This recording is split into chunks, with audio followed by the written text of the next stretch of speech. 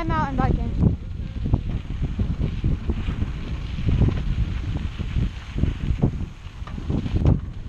It's also a good time to mess with your gears.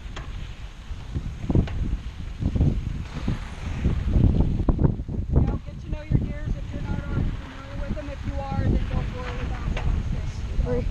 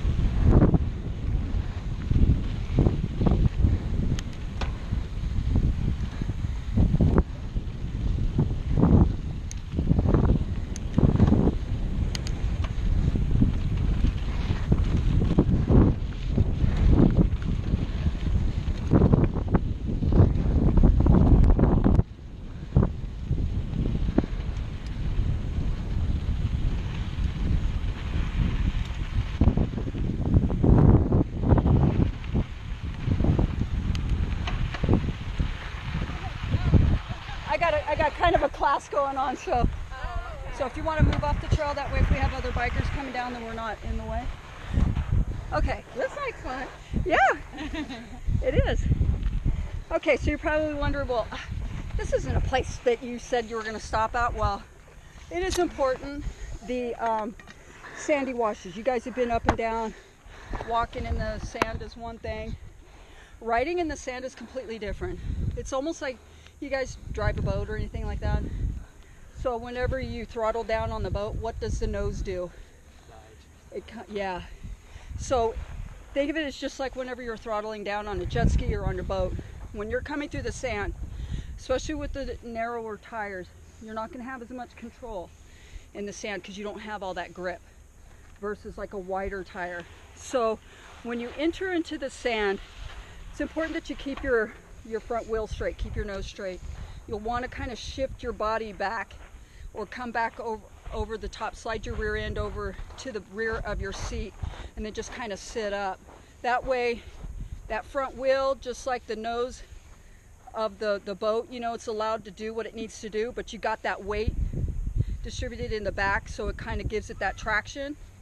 So same thing on your bike. When you're coming through a wash, don't lean forward, just kind of sit up. You don't have to like do a back bend like you're, you know, gymnastics, but just keep your wheels straight, keep on pedaling, and then just go right on through. Okay? Does that make sense, you guys? Mm-hmm. Yeah. You good? Mm-hmm. Okay.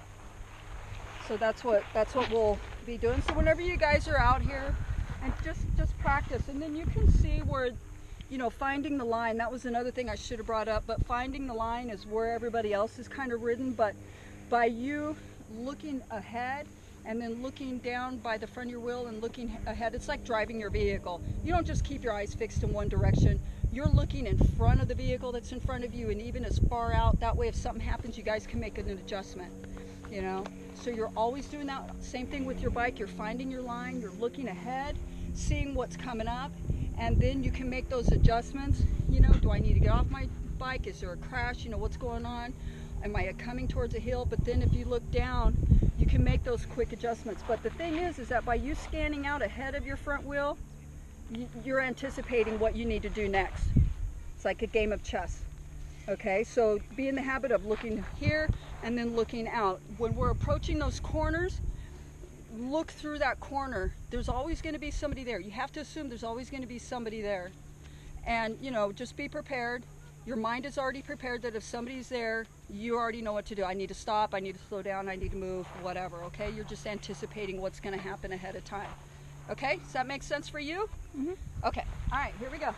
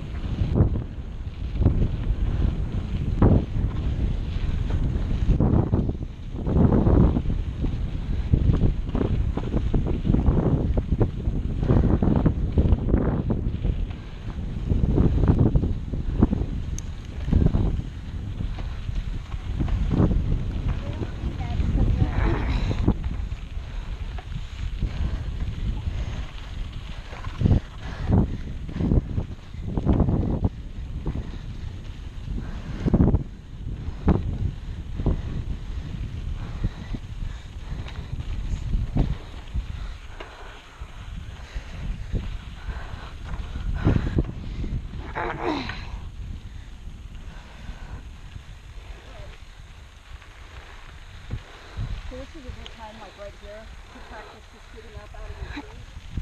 You know, letting your legs absorb the shock on your legs.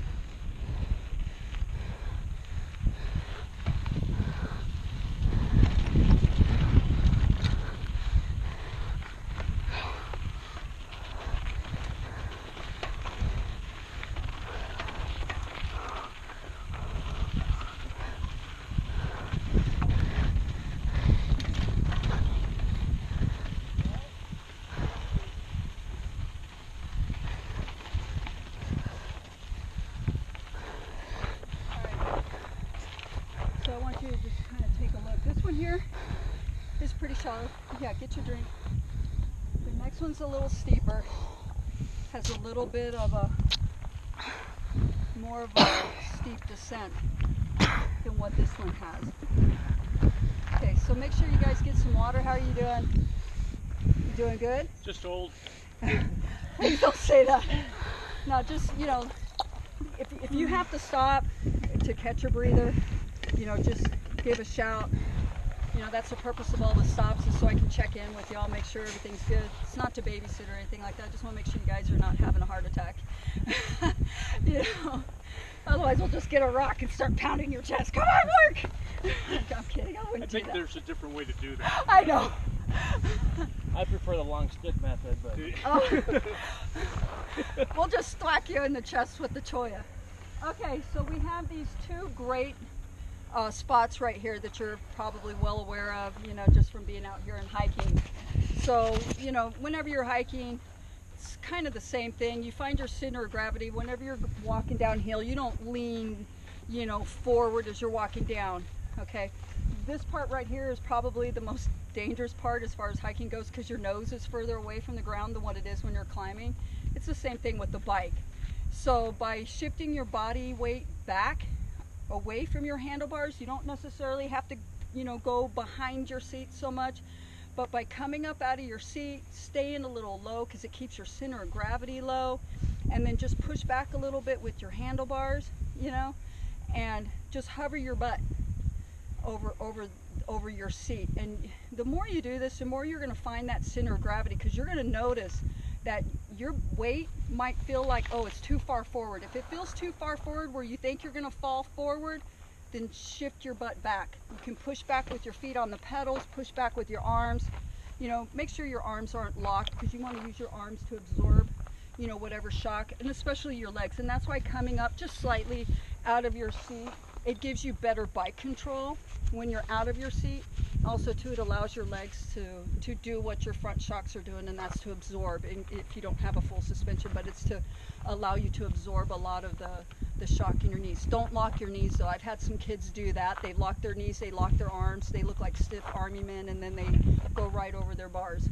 So on here, I'll leave it up to you as far as whether you want to ride down or not. If you choose to ride down, stay within your bike, within your limit, you know, your ability to ride.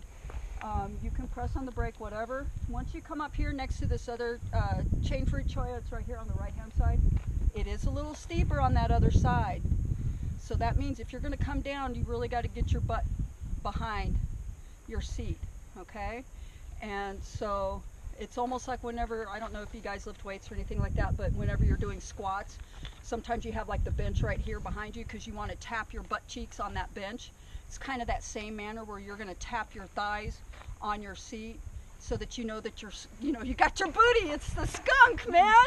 You're going to get your butt out there. Here, look at this. But, you know, anyway, it's sick humor.